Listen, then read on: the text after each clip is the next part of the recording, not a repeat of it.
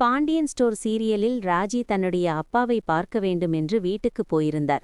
அப்போது அவரிடம் அப்பாவும் சித்தப்பாவும் சரியாக பேசவில்லை என்றாலும் வீட்டில் எல்லோரும் நல்லபடியாகவே பேசினார். உடனே இதை வீட்டில் வந்து சொன்ன ராஜி கோமதியை அந்த வீட்டிற்கு கூப்பிட்டிருந்தார். ஆனால் ராஜி வீட்டிற்கு வந்ததை சித்தப்பா சக்திவேலால் தாங்கிக் கொள்ள முடியவில்லை. ராஜியை தொடர்ந்து கோமதியும் வந்தால் சொத்து பிரச்சனை வந்திடுமே என்று பயத்தில் இருக்கிறார்.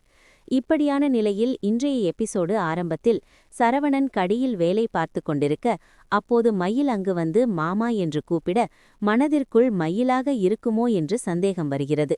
ஆனாலும் அவளாக இருக்காது என்று நினைத்து கொண்டு வேலையை பார்த்து கொண்டிருக்கிறார். அப்போது மீண்டும் மயில் மாமா என்றென்று கூப்பிட அதை பார்த்து சரவணன் அதிர்ச்சியடைகிறார்.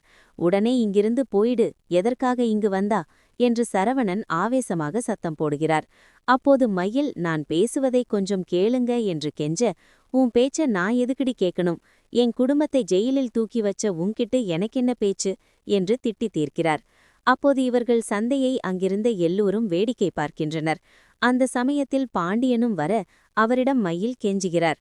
உடனே சரவணன் கோபமாகி அவரை அடிக்கப் போகிறார். அப்போது பாண்டியன் தடுத்து மயிலிடம், கோர்ட்டில் கேஸ் நடக்குதுமா, எதுவாக இருந்தாலும் அங்க போய் பாரு என்று ஒரு ஆட்டோவையும் வரவைத்து மயிலை கிளம்பி போக சொல்கிறார். அதற்கு மயில் நான் சொல்றத கொஞ்சம் கேளுங்க மாமா என்று கெஞ்ச பாண்டியன் எதையும் கேட்பதாக இல்லை என்று கிளம்பி போகிறார். உடனே வேறு வழியில்லாமல் மயில் ஆட்டோவில் அழுது கொண்டே ஏறிப்போகிறார். இதனால் சரவணன் என்ன சொல்வது என்று தெரியாமல் குழப்பத்தில் நிற்கிறார். மறுபக்கத்தில் கோமதி ராஜியுடன் தன்னுடைய அண்ணன்கள் வீட்டிற்கு வருகிறார். வாசலில் கோமதி தயங்கிக் கொண்டு நிற்க காந்திமதி வந்து இருவரையும் பார்த்து மகிழ்ச்சியாகி வீட்டிற்குள் கூட்டிக் கொண்டு வருகிறார். அப்போது முத்துவேல் சக்திவேல் இருவருக்கும் இந்த விஷயம் தெரிந்து அதிர்ச்சியடைகின்றனர். இது நம்ம வீட்ல நடக்கிற விஷயமா, எனக்கு இதை நம்பவே முடியல என்று சந்தோஷப்படுகிறார். அப்போது கோமதி தன்னுடைய அண்ணன்களிடம் வந்து, நான் ஜெயிலுக்கு போறேன்னு தெரிஞ்சும் எனக்காக ஓடி வந்தீங்க, உங்களுக்கு நன்றி சொல்றதுக்காக தான் வந்தேன். அதற்காக என் கையால உங்களுக்கு ஒருவேளை சமைச்சு போடணும்னு ஆசையா இருக்கு. நீங்க 2 பேரும் எங்க வீட்டுக்கு விருந்துக்கு வரணும் என்று கூப்பிட அதற்கு பழனி கண்டிப்பா வருவாங்க, உன் கையால சாப்பிட்றதுக்கு நாங்க கொடுத்து வச்சிருக்கணும் என்று சென்டிமெண்டாக பேசுகிறார்.